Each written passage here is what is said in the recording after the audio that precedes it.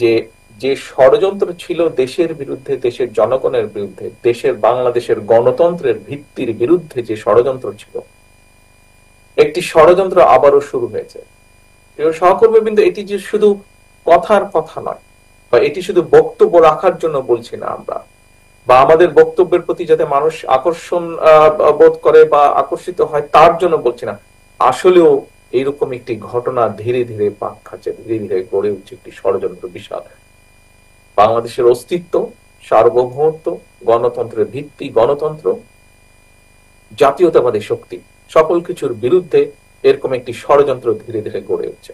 আপনারা যারা অ্যাক্টিভিস্ট আছেন, নিশ্চয়ই আপনারা এটি অনুধাবন করছেন।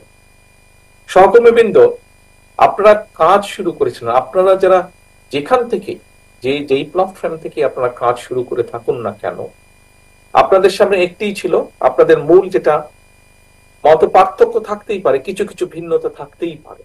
কেউ কেউ বলেছেন বিভিন্ন রকম গ্রুপের বিষয় একটি আছে, কিন্তু দেখুন একটি বিষয় কমন কিন্তু হতেই পারে। আপনারা এদিকে 5 জন আছেন, ওইদিকে 5 জন, এই 5 জনের সাথে ওই 5 জনের হয়তো কিছু কিছু বিষয় মত পার্থক্য থাকতেই পারে।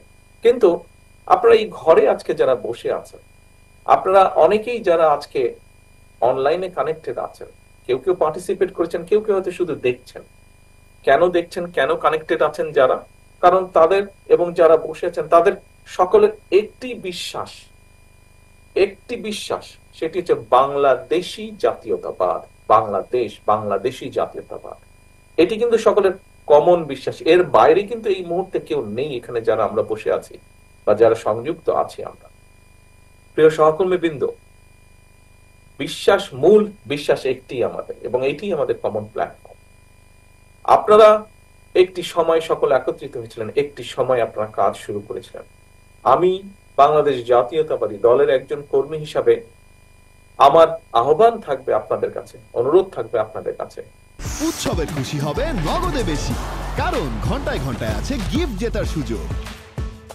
আপনারা যেই প্রেক্ষাপট, যেই পরিস্থিতিতে কাজ শুরু করেছিলেন, এই মুহূর্তে বাংলাদেশ জাতীয়তাবাদী দল তার সকল অনলাইন অ্যাক্টিভিস্টের সহযোগিতা যে কোনো সময় থেকে সবচাইতে বেশি প্রয়োজন। এখন যে কোনো সময় থেকে এই মুহূর্তে সবচাইতে বেশি প্রয়োজন।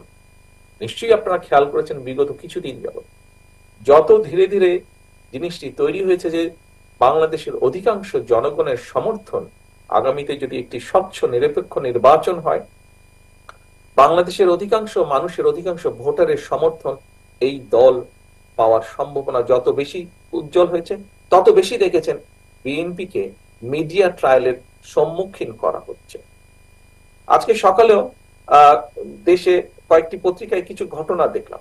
দেখার পরে কেন্দ্রীয় অফিসে আমি যখন খবর দিলাম, তারা চেক ব্যাক করে আমাকে জানালো ঘটনা ঘটেছে একরকম, পত্রিকার পাতায় উপস্থাপন করা হয়েছে আরেক রকম ভাবে। প্রিয় সহকর্মী বৃন্দ, এই বিষয়গুলো আপনারা সুন্দরভাবে, আরো পরিষ্কারভাবে যুক্তিতর্ক দিয়ে আপনারা তুলে ধরতে সক্ষম। অর্থাৎ যেই কথাটি আমি বলতে চাইছি, একটি মহল বা যারা ষড়যন্ত্র করছে বাংলাদেশ জাতীয়তাবাদী দল, বাংলাদেশি জাতীয়তাবাদী শক্তির বিরুদ্ধে, একই সাথে দেশের স্বাধীনতা সার্বভৌমত্বের বিরুদ্ধে, তারা তাদের অবস্থান থেকে তাদের সাথে যে সকল মিডিয়া হাউসের সম্পর্ক আছে তাদের মাধ্যমে ঠিক 111-এর সময় যেভাবে বিএনপিকে মিডিয়া ট্রায়ালের সম্মুখীন করা হয়েছিল, ঠিক একইভাবে এরকম একটি প্রেক্ষাপট ধীরে ধীরে তৈরি করার চেষ্টা তারা করছে। আপনারা যেমন সেই সময় জনগণের কথা, স্বৈরাচারের সময় জনগণের কথা, বাংলাদেশ জাতীয়তাবাদী দলের কথা আপনারা যেমন জনগণের কাছে পৌঁছে দিয়েছিলেন, আজও আবার আপনাদেরকে সেই কাজটি করার প্রয়োজনীয়তা যে কোনো সময় থেকে বেশি।